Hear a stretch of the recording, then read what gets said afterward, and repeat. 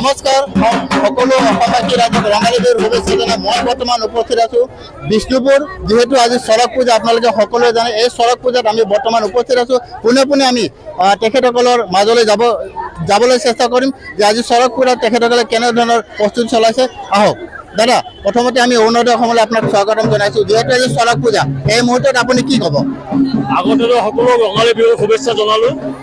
তাৰপিছত আমাৰ এখন বছৰকীয়া এটা চৰক পূজা, যোনটো নেকি আমি বেংগলী নীল পূজা বুলি কওঁ। ইয়াতে মহাদেৱৰ আৰাধনা কৰা হয়। মহাদেৱ শিৱ বলি পাৰ্বতী তেওঁক আৰাধনা কৰা হয়, তেওঁক পূজা কৰা হয়। আজি এইটো লাষ্ট ডে হয়। আমাৰ এইখিনি আজি 1 তাৰিখৰ পৰা আৰম্ভ হয়, আজি শেষ হ'ব।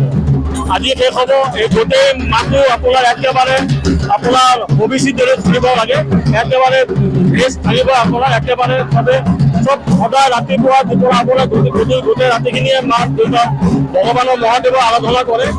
সমাজৰ দেশৰ সকলোৱে যেন শান্তি শৃংখলা থাকে, সেইকাৰণে সকলোৱে এতিয়া আহে। আমি আইন শৃংখলাটো মানি কেনে কামখিনি কৰি আছোঁ। যেনেকৈ নেকি আমি ধুনীয়াকৈ কৰিব পাৰোঁ, সঁচাটোৰ বাবে আমি চেষ্টা, যিমান দূৰ পাৰোঁ আমি চেষ্টা। আমাৰ ইয়াত যিমান মানুহ আছে, গোটেই আমাৰ লোকেল মানুহ ইয়াৰে চবেই মানুহে আমাক ইয়াতে ভলেণ্টিয়াৰ কৰি নিজে কৰি কেনে খুব ধুনীয়াকৈ কৰি কেনে চলাই আছে। মই আপোনাৰ পৰা এটা কথা জানিব বিচাৰিম, দৰ্শকে জানিব বিচাৰে, চৰক পূজাৰ আচল মাহাত্ম্যটো কি আছে? চৰক পূজাৰ আচল মাহাত্ম্যটো হ'ল এইটো বছৰ এইটো মাহতে শিৱ পাৰ্বতীৰ পূজা হয়, বিয়া হয়।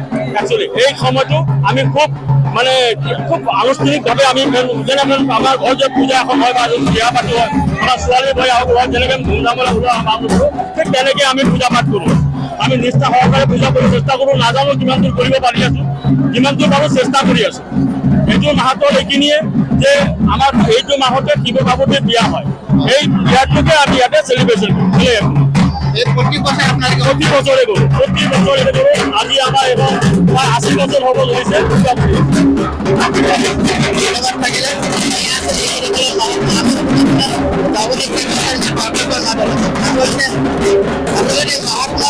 আপোনালোকে দেখিছে আমাৰ চেষ্টা কৰি আৰু চেষ্টা কৰিছে আৰু পোনে পোনে দৰ্শকৰ মাজলৈ যাবলৈ চেষ্টা কৰিম। বাইদেউ, আপুনি ক'ৰ পৰা আহিছে? ক'ৰ পৰা আহিছে? বিষ্ণুপুৰ। আজি আপোনাৰ চৰক পূজা, আপুনি চাব আহিছে চৰক পূজা, কি ক'ব এই মুহূৰ্তত? আপুনি এই মুহূৰ্তত কি ক'ব বিচাৰিব?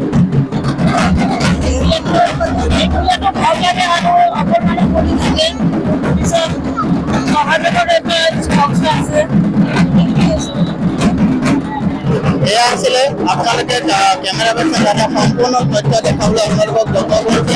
গতিকে আমি পোনে পোনে আৰু দৰ্শকৰ মাজলৈ যাবলৈ চেষ্টা কৰিম। ভাল লাগি আছে আৰু বছৰ চেলিব্ৰেট কৰোঁ, ভাল লাগি আছে আৰু আপুনি চৰক পূজা কৰেনে নিজে কৰি আছে ন? পূজা ভাবিছোঁ মানে মোৰ 5 বছৰ হৈ আছে, মানে কৰি আছোঁ। হয়, 5 বছৰ। এই চৰক পূজাৰ আচল মাহাত্ম্যটো কি, মানে কি কাৰণত এই চৰক পূজাটো কৰে আপুনি জানে? মই নাজানো, হয়, ভাল লাগে আৰু ধন্যবাদ থাকিলে। এই আপোনালোকে দেখিছে এই কিমান দৰ্শকৰ ইয়াতে অজস্ৰ ভক্তৰ ভিৰ আপোনালোকে দেখিবলৈ পাইছে।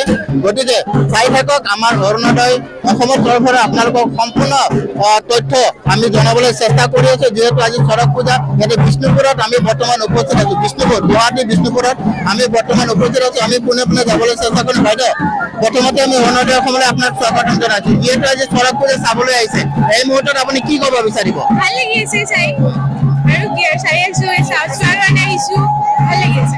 ক'ৰ পৰা আহিছে আপুনি? আপুনি কিবা চৰক পূজা মাহাত্ম্য জানেনে, যে কি কাৰণত আচলতে চৰক পূজা কৰা হয়? শিৱ ঠাকুৰৰ হয় এইটো পূজাটো, এইটোৱে জানো আৰু বেছি নাজানো। আমি যোনে নামিছে সিয়ে জানে। আপুনি আজি চৰক পূজাত কি কামনা কৰিব? আপুনি কি কামনা কৰিব পূজাত? ভাল হ'ব সবাই, এইটোৱে কামনা কৰিম।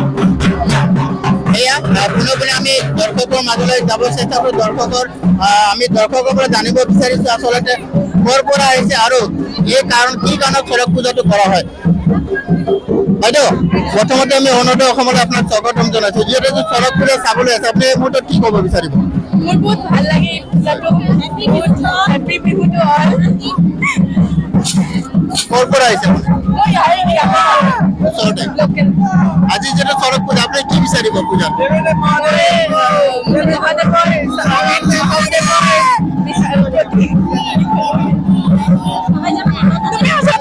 আপুনি গুড আফটাৰনুন টু অল। আজি আমি চৰক পূজা চাব আহিছো। আমি লোকেলেৰি হয়, আমি সদায় আহো, আমি লোকেল বহুত সৰুৰ পৰা চাই আছো। বহুত ভাল আৰু বহুত ষ্ট্ৰং পূজাটো। আজি এই অনুষ্ঠানত অজস্ৰ দৰ্শকৰ ভিৰ দেখিবলৈ পোৱা গৈছে। আমাৰ ইয়াতে হৈ থাকে, বহুত ভাল লাগিছে যে আমাৰ ইয়াতে মানুহ আহি কিনে চাই আছে। ইটছ প্ৰাউড অফ আছ। বছৰে হয়। প্ৰত্যেক বছৰে।